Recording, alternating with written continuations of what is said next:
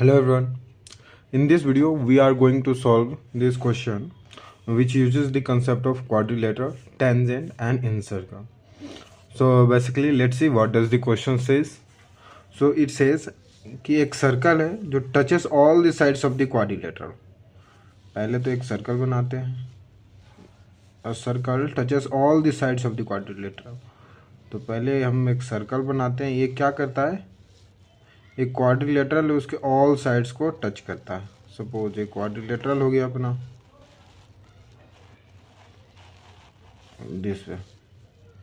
So it's touching all the sides of the quadrilateral.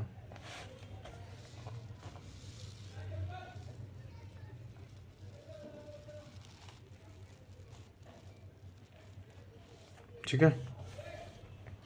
क्या बोल रहा है? पी क्यू आर एस है क्वाड्रिलेटरल का नाम. P Q R and S. And P Q का हमारा लेंथ कितना दे रखा है? यहाँ पे टच कर रहा है, यहाँ टच कर रहा है, यहाँ टच कर रहा है और यहाँ टच कर रहा है. पी क्यू का लेंथ हमारा दे रहा है 2 cm. क्यू आर का हमारा लेंथ दे रहा है 3 cm. आर एस का हमारा लेंथ दे रहा है 4 cm. सो हमसे पूछा है कि पी एस का लेंथ कितना है.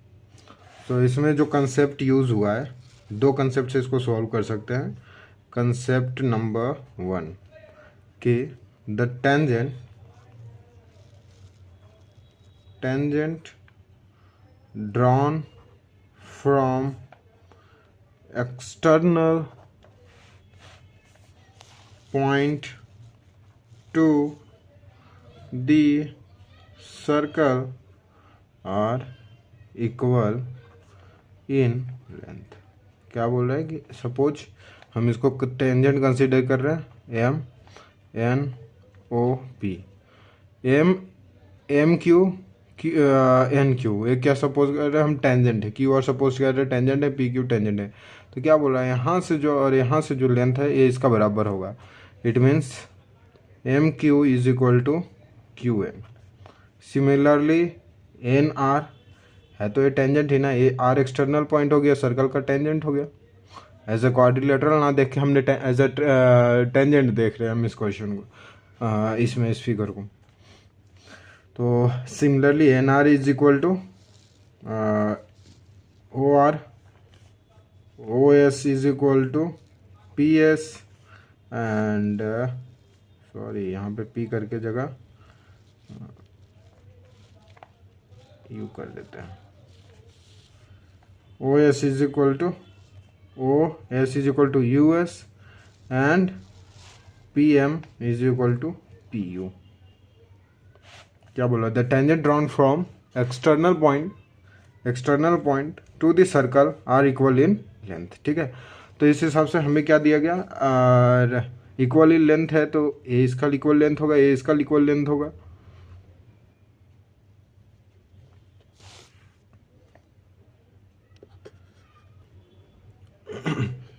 So let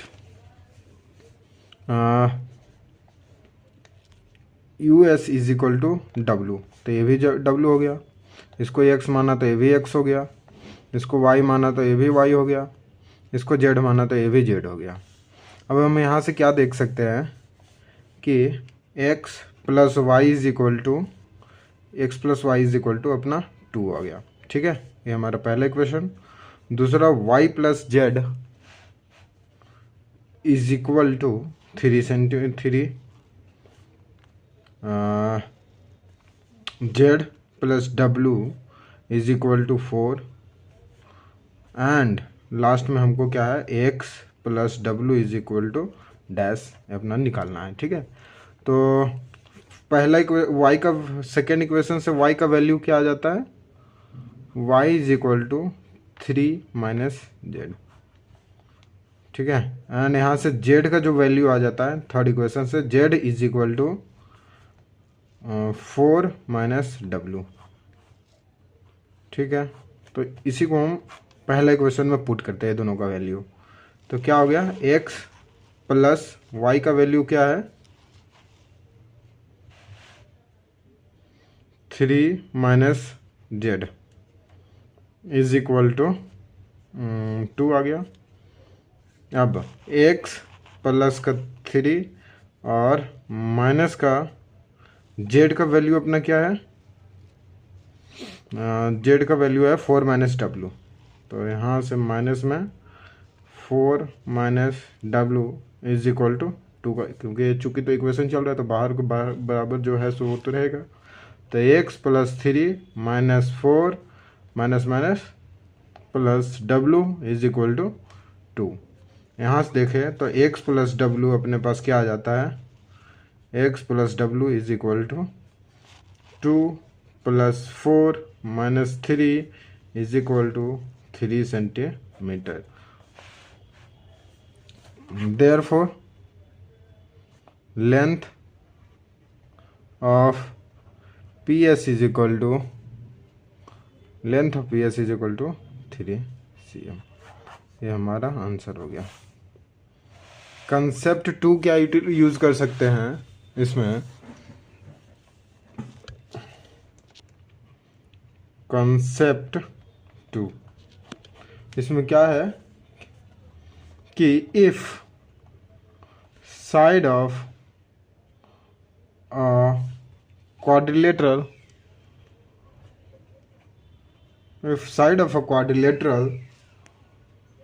touches a circle, then the sum of opposite sides are equal। इसका मतलब क्या था कि क्यू आर का जो सम है QR plus PS is equal to PQ plus SR। इससे अगर सॉल्व करें तो वही आ जाता है। QR का अपना वैल्यू कितना दिया हुआ है 3 प्लस PS हमको नहीं मालूम इज इक्वल टू PQ अपना दे रखा है 2 प्लस SR अपने को दे रखा है 4। यहाँ से क्या निकलता है PS is equal to 3 cm। हमारा आंसर सेम है। So this was our question. So thank you for watching this video.